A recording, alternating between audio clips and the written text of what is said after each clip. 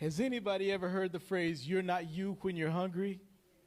Okay, Maslow said something very similarly, okay? And if you look at Maslow's hierarchy of need, what is it that you see? You see that there are like several needs that have to be met in a person's life. But the very basic one is what? Somebody say it.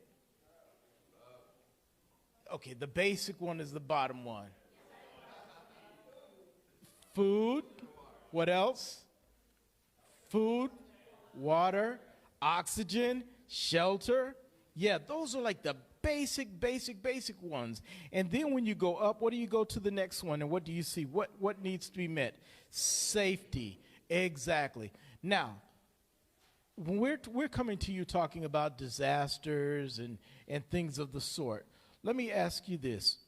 What is one of the biggest disasters that you can think of? A child spills his bowl of cereal. What's his response? What's her response? It's the end of the world. You know, child's crying. Why? Because the child doesn't have the food and doesn't have that basic need being met. Amen? Make sense? Now, the thing is, when we're dealing with disasters and things like that, we may be highly intelligent, we may have everything going on, but I want you to understand that when we don't have our needs met, let's say our house blew down, let's say we lost something very significant to us, guess what we do?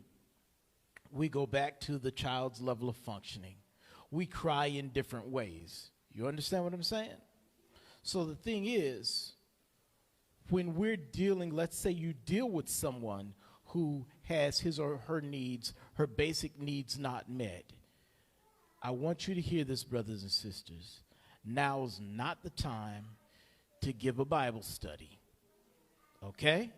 At least not with the 66 books of the Bible. You understand what I'm saying? The Bible study that they need is the Bible study that God gave Adam in the beginning. What was it that God did in the beginning?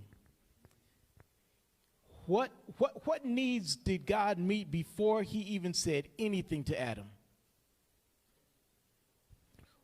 Did he take care of his food? Did he take care of his shelter? Where did God put Adam? In a garden, exactly. Nice, wonderful garden, exactly.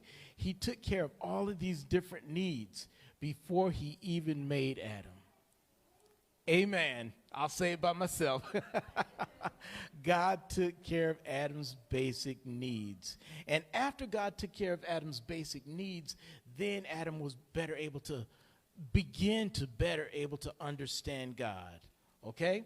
Now, what I'm saying to you, my brothers, what I'm saying to you, my sisters, is when you deal with somebody who's really going through stuff, that person can't process a lot of the different things. So meet the person at his or her basic needs. Let's take care of those. And then